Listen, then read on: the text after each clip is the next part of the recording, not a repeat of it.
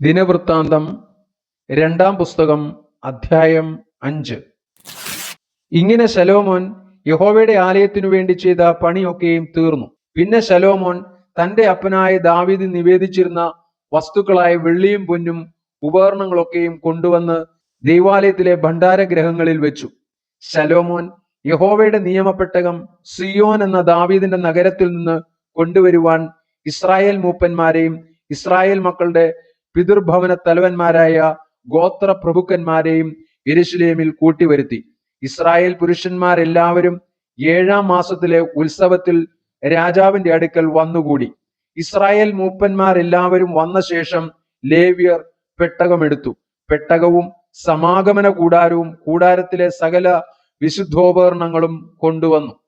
പുരോഹിതന്മാരും ലേവ്യരുമത്രേ അവ കൊണ്ടുവന്നത്. ശലോമോൻ രാജാവും അവന്റെ അടുക്കൽ കൂടി വന്നിരുന്ന ഇസ്രായേൽ സഭയൊക്കെയും എണ്ണുവാനും കണക്കെടുപ്പാനും കഴിയാതെ വണ്ണം വളരെ ആടുകളെയും കാളകളെയും പെട്ടകത്തിന് മുമ്പിൽ യാഗം കഴിച്ചു. പുരോഹിതന്മാർ യഹോവയുടെ നിയമപ്പെട്ടകം അതിന്റെ സ്ഥലത്ത് ആലയത്തിലെ അന്തർമന്ദിരത്തിൽ അതിവിശുദ്ധ സ്ഥലത്തേക്ക് കെരൂബുകളുടെ ചിറകിൻ കീഴെ കൊണ്ടുചെന്ന് വെച്ചു. കെരൂബുകൾ പെട്ടകത്തിന്റെ സ്ഥലത്തിനു മീതെ ചിറകു വിരിച്ച് പെട്ടകത്തെയും അതിന്റെ തണ്ടുകളെയും മൂടി നിന്നു. തണ്ടുകൾ നീണ്ടിരിക്കയാൽ തണ്ടുകളുടെ അറ്റങ്ങൾ അന്തർമന്ദിരത്തിനു മുമ്പിൽ പെട്ടകത്തെ കവിഞ്ഞു കാണുമെങ്കിലും പുറത്തുനിന്ന് കാണുകയില്ല. അവ ഇന്നുവരെ അവിടെ ഉണ്ട്.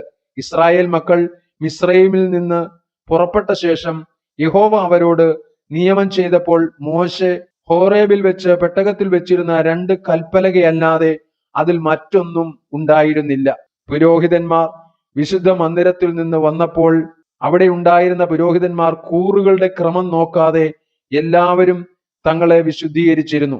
ആസാഫ്, ഹേമാൻ, യദൂഥൂൻ എന്നിവരും അവരുടെ പുത്രന്മാരും സഹോദരന്മാരുമായി സംഗീതക്കാരായ ലേവ്യരെല്ലാവരും ചണവസ്ത്രം ധരിച്ച് കൈത്താളങ്ങളും വീണകളും കിന്നരങ്ങളും പിടിച്ച് യാഗപീഠത്തിന് കിഴക്ക് കാഹളം ഊതിക്കൊണ്ടിരുന്ന 120 പുരോഹിതന്മാരോടുകൂടെ നിന്ന് കാഹളക്കാരും സംഗീതക്കാരും ഒത്തൊരുമിച്ച് കാഹളങ്ങളോടും കൈത്താളങ്ങളോടും വാദിത്രങ്ങളോടും കൂടെ അവൻ നല്ലവനല്ലോ, അവന്റെ ദയ എന്നേക്കുമുള്ളത് എന്ന് ഏകസ്വരമായി കേൾക്കുമാറ് യഹോവയെ വാഴ്ത്തി സ്തുതിച്ചു. അവർ ഉച്ചത്തിൽ പാടി യഹോവയെ സ്തുതിച്ചപ്പോൾ യഹോവയുടെ ആലയമായ മന്ദിരത്തിൽ ഒരു മേഘം നിറഞ്ഞു.